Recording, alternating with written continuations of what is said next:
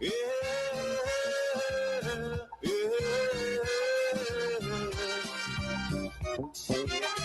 oh, yeah, yeah.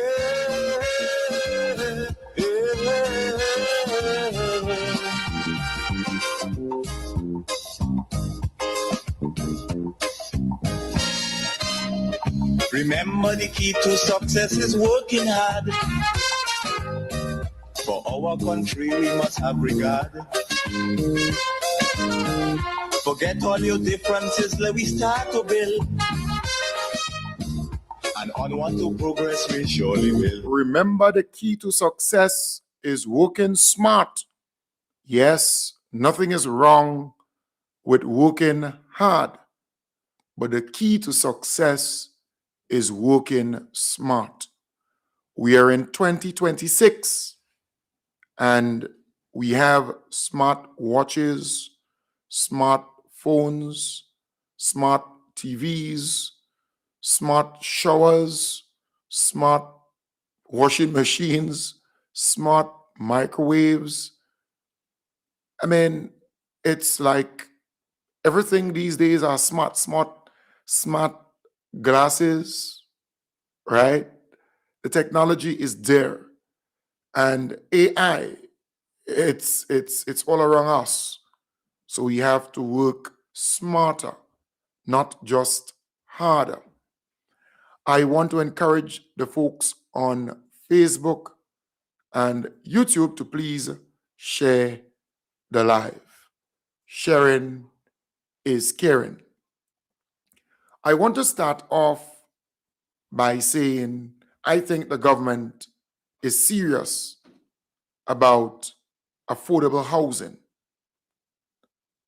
Only yesterday or day before, I saw the Honorable Andy Williams posted a very short reel or video saying, hey, this two-bedroom house, concrete house, will be made available for the Grenadian people.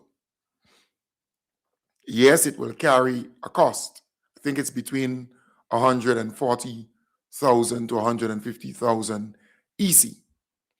But what they have been able to do is do houses like that and get the actual cost, what it will cost for materials, what it will cost for labor to build such a home.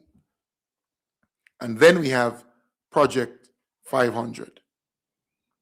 So Project 500 cost a little more, but it's still within range, because in Grenada right now, to construct a home, to build a house with all the amenities and, all that comes with it, it would cost you, and I'm talking about a reasonable size one, right? Not very, very small, not very, very big. So at least 2 bedrooms or 3, and a drawing room, a kitchen, a porch, or veranda. Basic. It would cost you in the region of $400,000 to $500,000 or more, not less, more. And if you happen to bounce up a crooked contractor who intends to drag the thing along and drain your pockets, it would cost you far more. So having government bill through the housing authority, it is way better for you. You don't have to deal with any contractor. You deal with housing authority.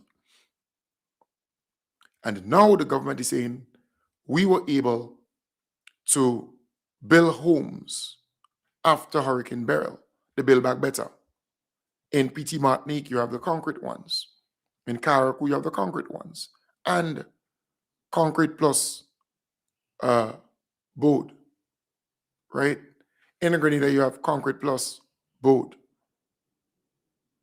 So they were able to try it out and get the costing, an average of what it would cost to construct such a home. And I think a lot of Grenadians will love to have one of these homes and pay for it every month. And I think that is what the government is looking at. How can we make housing more affordable for our Grenadian brothers and sisters? Because you renting, right? If you calculate the amount of money you pay every month, and you're not renting to own, you're renting and the landlord will still own the property at the end of it all. So you may stay in one place for 10 years and you may pay $1,500 per month, or you may pay $1,200 per month, or maybe $1,000. But if you're paying $1,000, right, every month, you have to then say over a 10-year period. You're calculating, because in every year you have 12 months. So you're talking about 12 times 10 or 1,000. See? So that's $12,000 you're paying every year. And then you have to calculate that by a 10-year period. So you're talking about $120,000 if you're paying $1,000. So you're paying to that landlord $120,000. What if you stay in that property for 12 years or 15 years because you renting and you have an opportunity to pay that same rent, that same $1,000, that same amount to a lending institution? Let's say building and loans. Let's say the Grenada Development Bank, they set up some kind of loan arrangement there. Or let's say a credit union or a bank. And you pay that same amount every month. So you get the house. You get that house built, constructed. And the bank or the credit union gives that money in the form of a loan to you because you're working. Maybe you have some family member who could stand security for you, that kind of thing, maybe. Because there must be requirements. There must be certain things attached. Because a person just getting at home and not having anything attached, they may say, well, I don't have to pay. It's government. I don't have to pay. Because you know our people. We are good like that. I just don't have to pay. Because it's government. They're not going to put me out. But if they know that there's a piece of land attached to this, or they took a loan with a financial institution, then they have to pay. They will make it a duty to pay. But I'm saying that same money that you're paying every month, you could pay towards a loan at concessionary rates and own the house at the end. Right? And that's important. That is very important. You know, sometimes you sit and you calculate. You say, but wait, you've been in a place staying for 5 years, right? For example, where I am, I have been here for about 5 years. I have been in two other places, right? For one, 3 years, and one, I think about 5 or 6 years. So I normally stay in places very long. So I think I'm going on to 6 years here. I'm just doing a basic calculation, right? Uh, Rent in the amount of X, Y, and Z. When you calculate that amount, you're looking at 200 and something $1,000. So I have paid already staying here in excess of $200,000 for that 5-year period, going on to 6 years. That's money that could have gone into a loan, for example, or paying for some. So there are people in Grenada who rent. And it's not that they want to rent, they have no choice. But if you give them a choice where you rent to own, or you go and you get a loan, you pay housing authority for that property and you pay every month, just as you would pay the rent. You see, some people are not disciplined enough. So I think that is what government is seeking to do, because the banks will give you a loan for a car very easily. By the time you enter the office of the loans officer, and you say you want a vehicle, a car, they would give you that in no time. That is why we have 60-something thousand vehicles on the road.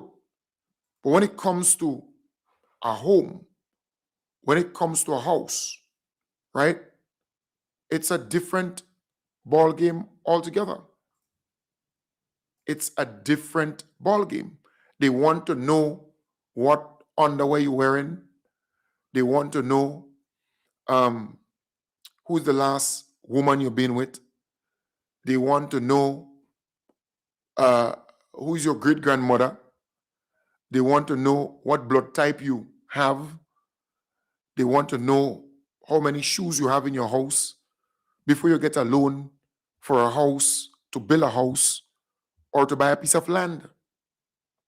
So a lot of people fall victim to that easy access to a loan for a vehicle.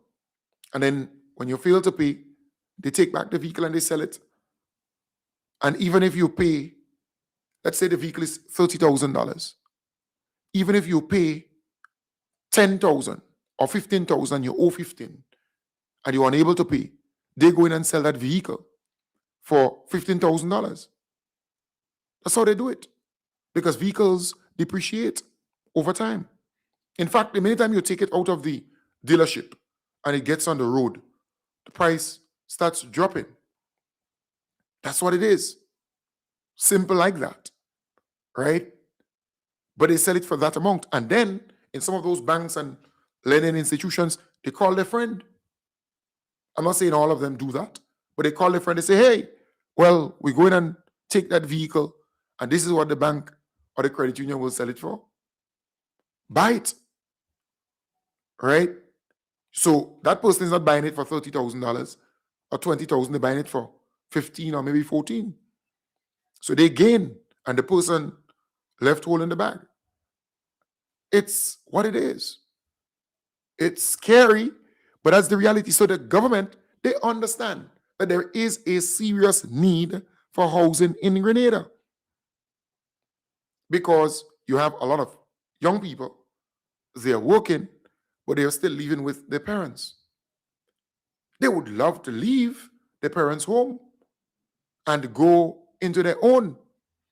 But one, there might be problems in finding a piece of land. And even if you find a piece of land, problems with getting the amount of money to build that home, or to get that loan to build that home. So it's tough. So the government is saying, hey, let us try to address this. And the best way to do it is like Project 500. We will bill it. Let's try 3 or 4 different models, different styles, right? And we will know how much it costs to build it, how long it will take to build it, and the materials it will take to build it, and the profit that we're going to put, because it's a business, the markup, and then we're going to sell it for this. So we're going to build it for you, but we're going to give you this at a cost of X, Y, or Z. That's what the government is doing, which is great. And then you deal with housing authority. You don't have to deal with the contractor. So housing authority will deal with the contractor, because housing authority has the technical people to make sure that the contractor does what is required. You see, that's important. And then the Build Back Better houses after Beryl, that was a great success. They were able to build a number of Build Back Better houses, and the families are all happy.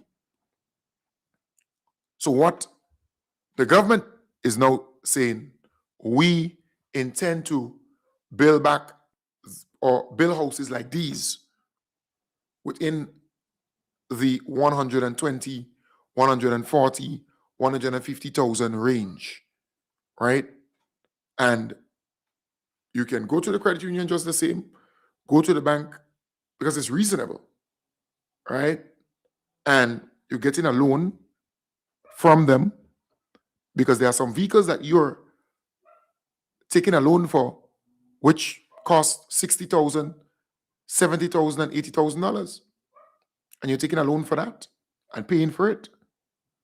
But you can also take a loan for a house that costs $150,000.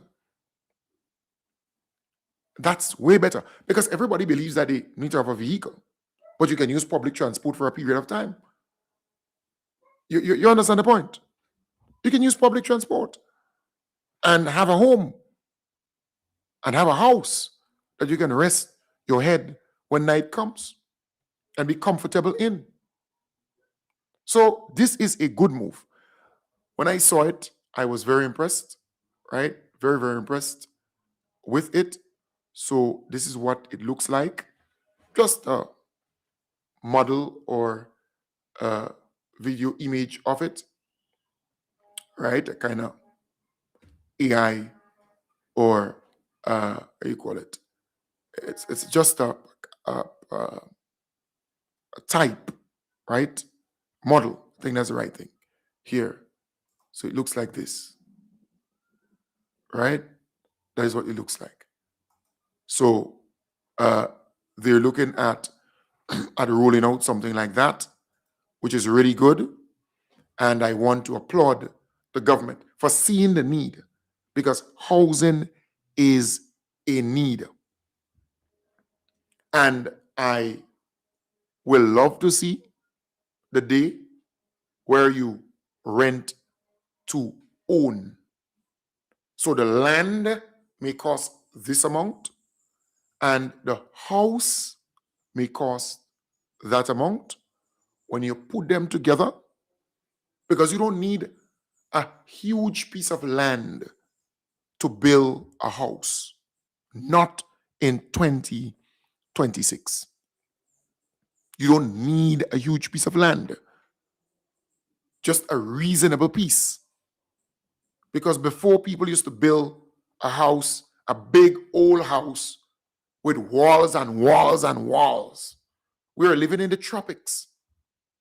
We are not in places where, you have to prepare for all kind of weather. So you can have a concrete building, but glass it up. Have glass in the front, glass at the back, so you can get natural light, and build it facing the sunrise and the sunset. So when the sun rises in the morning, you can get, because it comes from the east, you can get the sunlight. And when it goes down in the evening time or afternoon time into evening, then you can get the sunlight again, natural light, with with glass. That's how you build, right? Not all this separation with blocks, concrete. And it's hot in there. I'm saying that we are in 2026, right? You need to build modern and with, the sunlight in mind, or the wind, the fresh breeze. This morning, for example, I was out and then I had a cup of tea, right? A little young pawpaw leaf, and it's called Big Time here, but it's oregano. I think it's Cuban oregano. The big leaf thyme, right? We say Big Time. So I had that, draw it, not boil it, just cover it down for a while with hot water, and I was out there just taking in the freshness of the air, because where I live, it's at the foot of Mardi Gras. It's under the Grande Tang, but it's what's a bit, not cold, but a bit chill, but nice. You're not feeling cold, but it's just nice morning breeze. And then I said to myself, this is Grenada. Fresh breeze, right? Good. And that's the beautiful thing about this place. We have to harness that. We have to appreciate that. This is God-given. Nobody could take that away from us. But how do we take advantage of it? Right? When you have a house with all different type of wall separation, your room, your kitchen, your bathroom, your everything just wall. It's like you're in a prison in there, right? I'm saying we have the best, but we don't know how to harness it and enjoy it too, right? And then a little later, when the sun going down, you can get a similar vibes. So we are blessed. We have that to our disposal. But because our grandmothers and grandfathers and mothers and fathers, they just build the way it used to be. Simple. There are some people, they build big houses and they cannot clean them.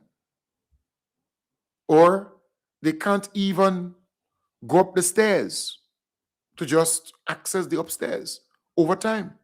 But it's so huge. And some of their children, they don't want to live in those homes. Simple.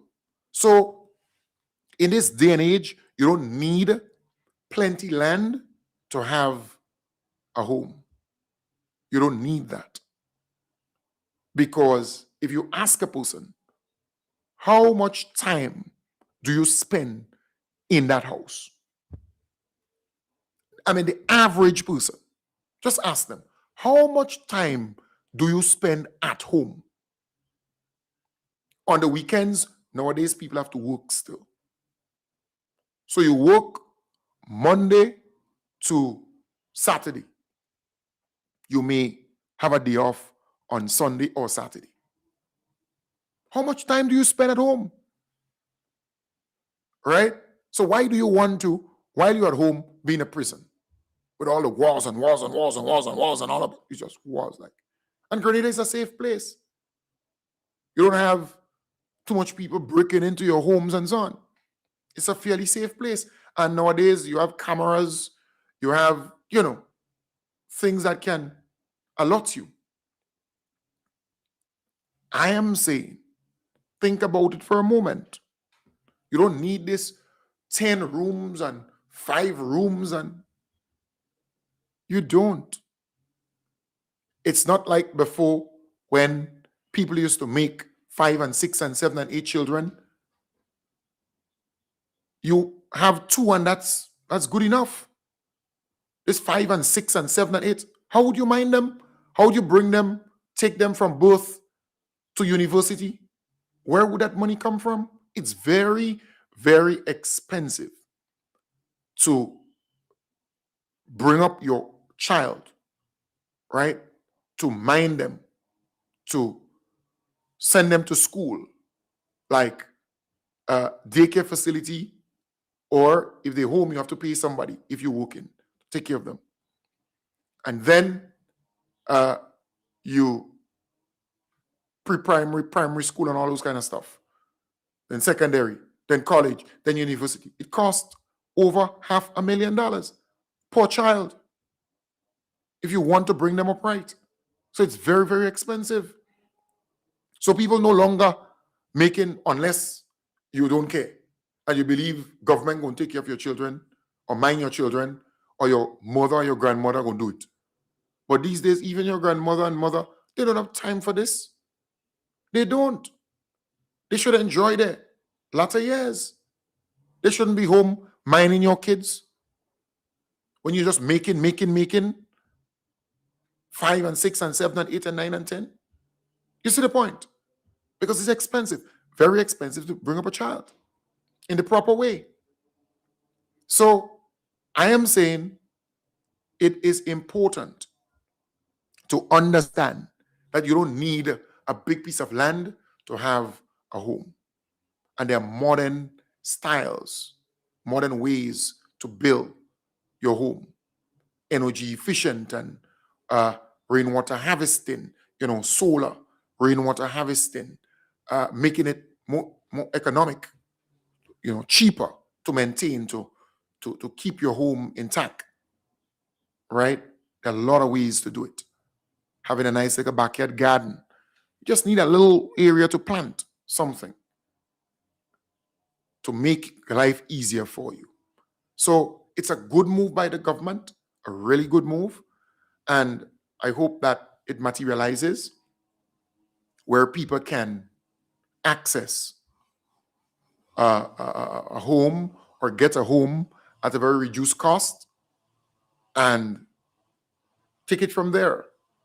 It is so easy for someone to get a loan for a car or some vehicle, and it's so difficult to get a loan for a piece of land or to buy a piece of land or to build a home or to buy a home. It is very, very hard. I'm telling you. But if government can build, right, they will know the cost. Because what they're doing, they kind of trying it out. They're not stupid. They're trying the thing out. With Project 500, they have about, 17 homes that they constructed. And you can go there and see them and say, hey, I want that one. And they will tell you, this is how much it costs to build. And if you want one, we can build it for you. But this is the actual cost. That is what you want. You don't want uncertainty. You want to know that this is how much it will cost. This is the amount of time it will take to hand over the home, complete the home. Right? These are the materials they will be using. Simple, and you deal with housing authority. I love that. I really do. And then you have the Build Back Better style homes that they are trying to roll out for people who want to purchase one for, $150,000, $160,000. In other words, you go to your credit union, you go to your bank, and you say, hey, I want a loan. I want to buy this home. And you deal with them to, the relevant authority to build it. This is the way to go. Housing is a need. It's not a want. It is a need. And we have to acknowledge that. So the government is on the right track where that is concerned. And kudos. Thumbs up. Moving on. And for those who are asking to see, just the example of the home, again, let me just quickly play it for you. Good afternoon. My name is Reginald John. Not this one. All right, not this. All right, not this. I wanted to play this next. This one. So that's the example. All right. So that's the example here. That's the example of the house that I'm talking about. So it will be within the range of 150 to about $160,000. All right. I love that. I really do. And that's EC, not US. It's EC money I'm referring to. EC. Some people are wondering if it's US. It is EC, not US. All right. So moving on, this particular school project, the Grenada Christian Academy School, the construction is ongoing, but they are in need of workers. They're in need of workers. Good afternoon. My name is Reginald John from Sunrise Construction. I am the Safety and Operations Manager, presently on the construction site of the Grenada Christian Academy Secondary School at Pearl St. Andrew. And we are actually looking for skilled people, masons basically, and laborers to continue to bring this project to the time when we're supposed to complete. So we're asking you, if you're interested, you can contact 535-1700. Right, so they're asking, they're calling, they're pleading, they're begging for workers. All right? So they're begging for workers. They want workers, masons and laborers. So I would say the people in St. Andrew in particular, you should take advantage of that. The school is being constructed in Pearls. That's in St. Andrew. So the people in that area, St. Andrew, if you are in need of a work, you can check them out because it's available. They give you the number. I think it's 5. Let me get it for you. 5. To bring this project to the time when we're supposed to complete. So we're asking you, if you're interested, you can contact 535-1700. So 535-1700. 535-1700. So that's the number you can call. So they're looking for laborers and they're looking for masons. So I want to urge you, if you're in need of a work, here is an opportunity. And we have a number of schools being constructed. Right? I think this school, yeah, that's the Grenada Christian Academy. Yes. You have the St. David Catholic Secondary School being constructed at Malmont. They're looking for workers too. You have the St. Andrew Anglican Primary School being constructed. They're looking for workers too. You have the Caliste Government School expansion. They're looking for workers too. You have the School for Special Education expansion, right? You have other schools where they're doing construction or expansions. They're looking for workers. So you can't sit and say, well, there is no work. There is work. But you have to be able to, for example, there was a gentleman who, just passing around the place with his card, and he said, look, I'm giving out my card. If you ever need trucking service, you can call this number, right? And he's going to every construction site. So you have to kind of apply yourself.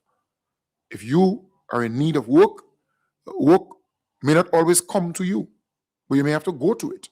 Go to the sites with your hammer, go with your measuring tape, go with your square, go with your level. Because if you're a laborer and you go on the work with a hammer and a tape that you can read, because you have to be able to read the tape, all right?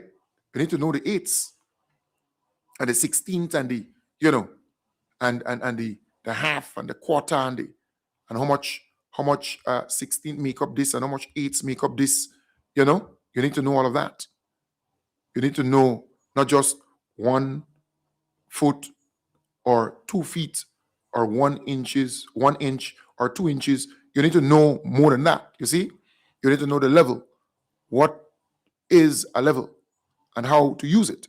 So if you know those basic stuff, then over time they will not pay you as a laborer. They will pay you more.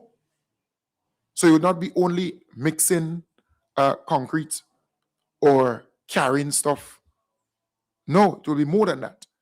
So not because they say you're a laborer, a helper, you're going to just go with your bare hands. No. Nope. You have to be smart.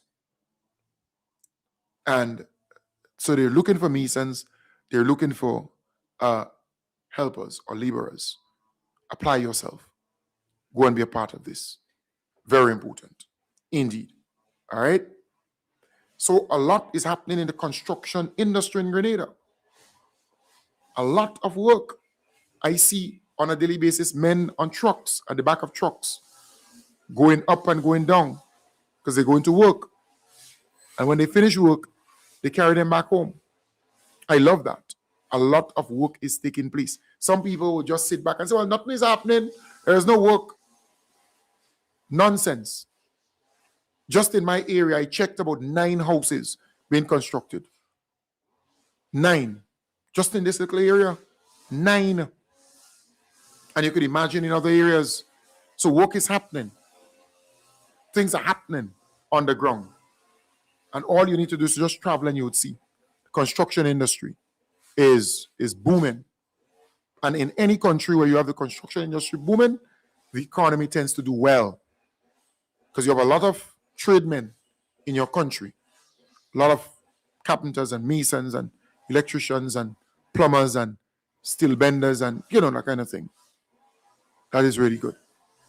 Folks, I want to say to the government, I have been in the politics for long enough to know when people are sabotaging the system. It seems as though the NNP thinks that election will be soon. In their mind, they're thinking that the election will be in June or July. That is what they think. So as a result, they have activated their plan. So you see they roll out and that noise in the background is the landscaper doing some work out there, cutting the lawn or the yard. So they seem to have activated their plan, right? And their plan seemed to include rolling out the candidates for the next election. So they already rolled out about 9, and they intend to roll out the next 6 soon. So they'll have 15 candidates, right? And they also, a part of their plan is to activate their supporters in all of these different places, right? And I'm saying to the government, you have to be very careful. There are public officers who information is out there pointing to them as a potential candidate, as somebody who will run, let's say in St. John, for example.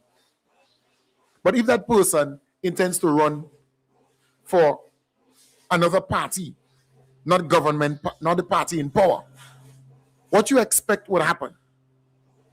That person will sabotage, if they have to, government to make government look bad. Everybody's not the same, so everybody may not be on that line. Everybody may not do that. But there are people who are that nasty, right? Yeah, who are that nasty. I'm telling you. Who there, because we see already a public officer move over and become a caretaker for the NNP. We are hearing that there's another public officer, right, who may become the caretaker for the NNP in St. John. So we are hearing that. And you are hearing that too. Do not take these things for granted and as a joke. Do not be naive to believe that these things are not possible. Because we see in recent times what happened. And many a times, these same people are promoted by you. You promote them in the public service from where they are to a higher job. So you promote these people and then they come back and stab you in the back because you're naive. You don't believe that it's possible, that they're not going to do that. And you trust them and they lie to you and tell you that they're NDC and that they're loyal to you and that kind of stuff. They're not. Check the history. Check the history. And then you see within the public service a lot of sabotaging going on. Sabotaging. And some of you are so naive, and that's the word to use here, naive. That people telling you that they're sabotaging you, people telling you that they're undermining you, but you don't believe. Even if they present all the evidence, and they put it before you and they tell you they're undermining you, they're sabotaging you. But you just don't believe. And then they would say, well, it's a system, it's a process, it's a this, and it's a that. Okay, but how long does it take for this thing to rectify or fix? How long? How long? Just think about it. And the same thing they did to Nazim Book in finance is the same thing you see now. This very same thing you're seeing happening in the different departments, different ministries, and so on. Same thing. Same thing. But those politicians are naive. Because the public officer comes to them and say, well, it's a system problem, and it's a this, and it's a that, and then they just buy it wholesale. Just grab it up wholesale. Come on. There's some good public officers, decent and honest and sincere, but there are some who are political and who will seek to undermine the government and undermine the system. And tutus, you see them on the other side. Tutus, you see them on the other side as something on the other side. And then you say, oh boy, they told me that. They reminded me. They tell me that over and over and over again. But you didn't listen. The NNP has a history of doing those things, in my belief. Look at 2008 to 2013. We have so many examples of that happening. And it's because the politician became naive and they believe everything that these people say. Meaning those public officers, they tell them, well, look, it's a challenge and it's a this. Well, if the damn new system is not working, go back to the old. Go back to the old. And why now? Why now you introduce a system now, right? January. A month like this, January? What you expect going to happen? Huh? Come on. If it's not broken, don't fix it. It's simple like that. Or you have the new one run in tandem with, and then you gradually phase the old one out. Basic. Basic.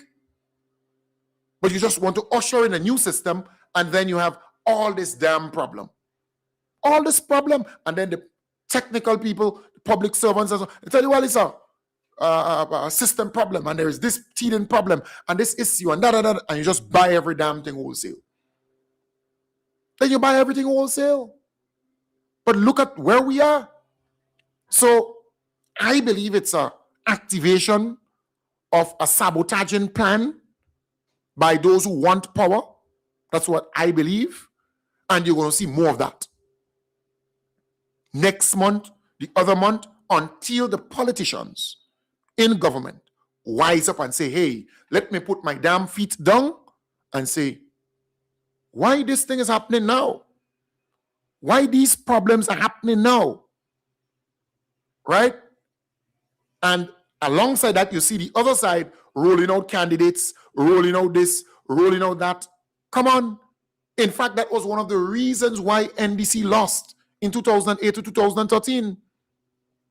You go and ask Nazim Burke, and he will tell you, because it started affecting the small people. It's not like the government doesn't have money. The government has money.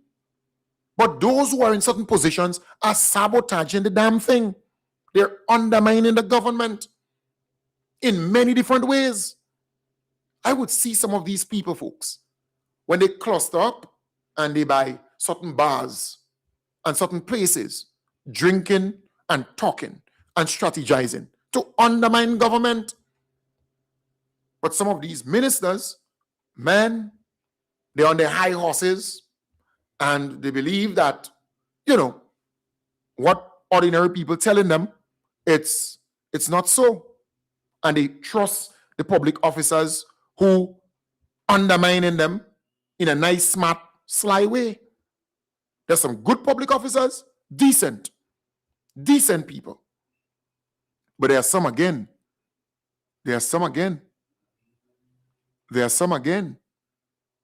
So they're using the same playbook that they used in 2008 to 2013. And some of those government ministers, they're naive. You tell them that and it's as though, who you telling that? That doesn't happen, that doesn't exist. And that do this and that do that. It's just, and you wonder, well, why? Why this is happening now? If a system is giving problem, go back to the old one, because the old one was working. Go back to it.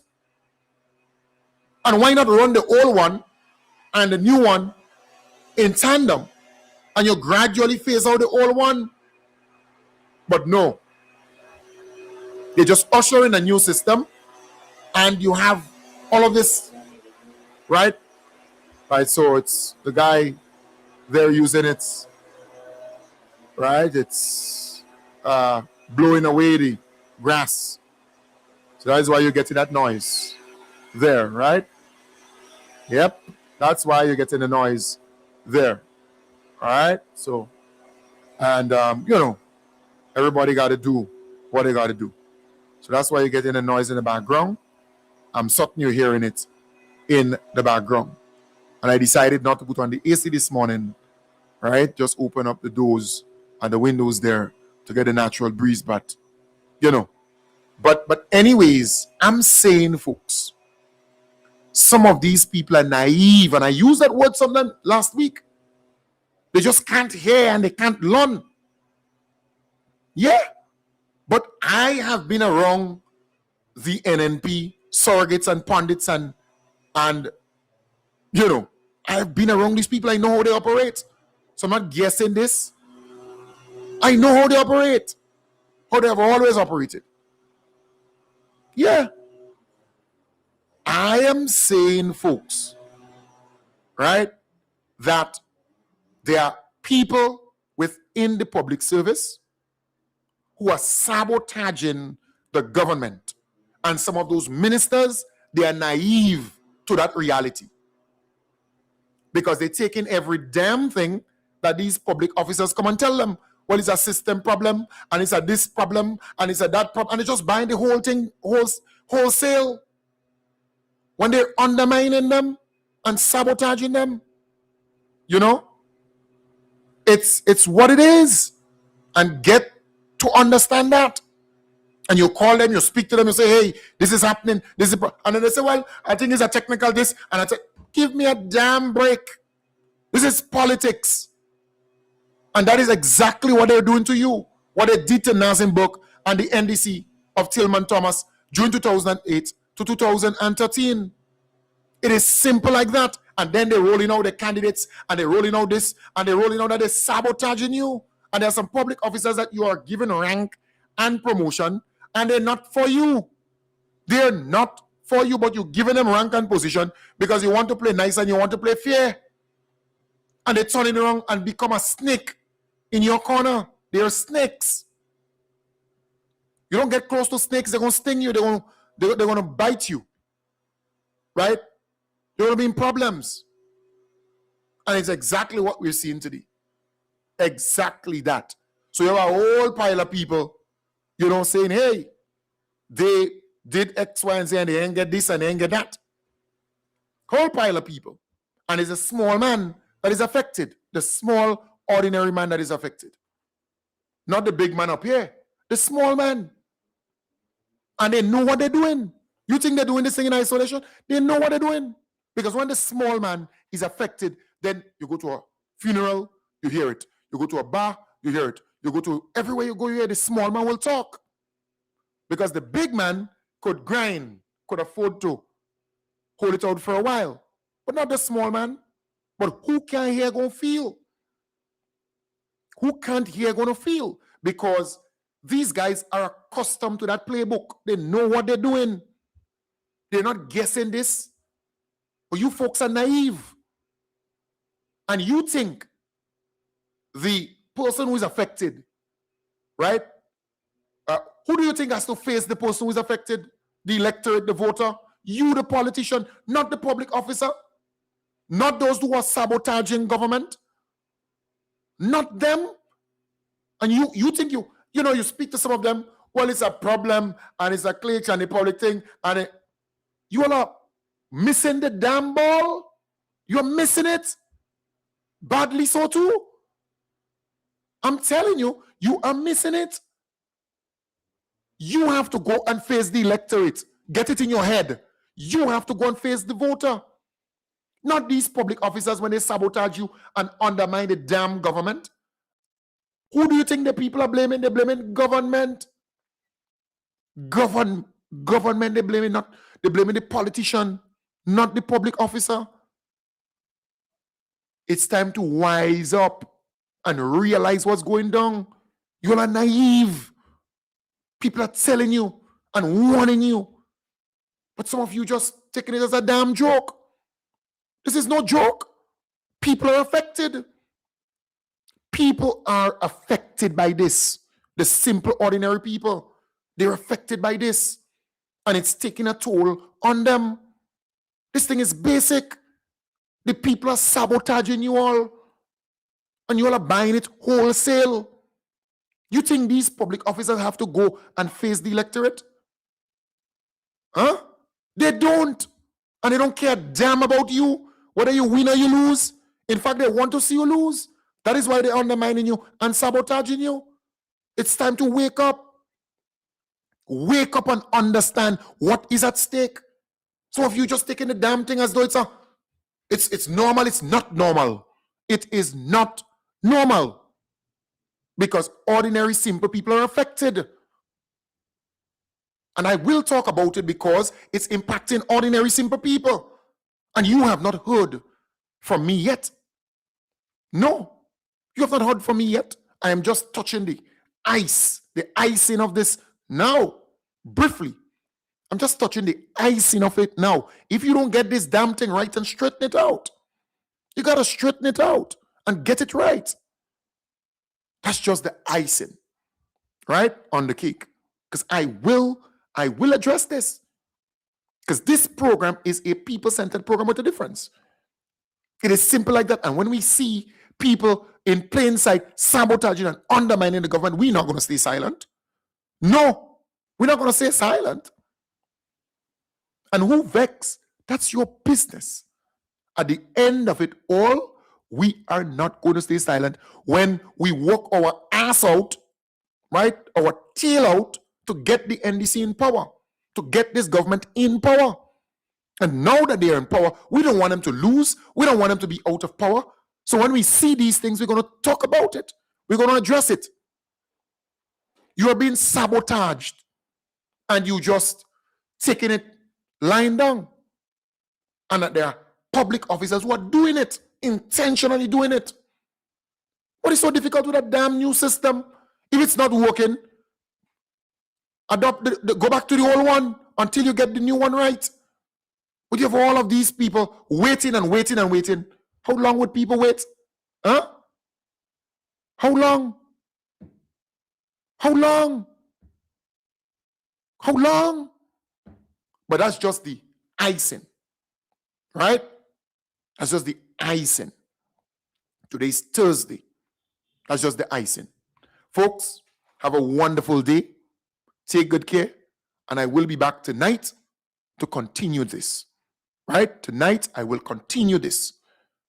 because it has to be addressed. This has to be addressed. What is this? And you just take in what they tell you and that's it. So what are you doing about it to get it fixed quickly as possible when the small man are affected by this? Anyways, that's just the tip.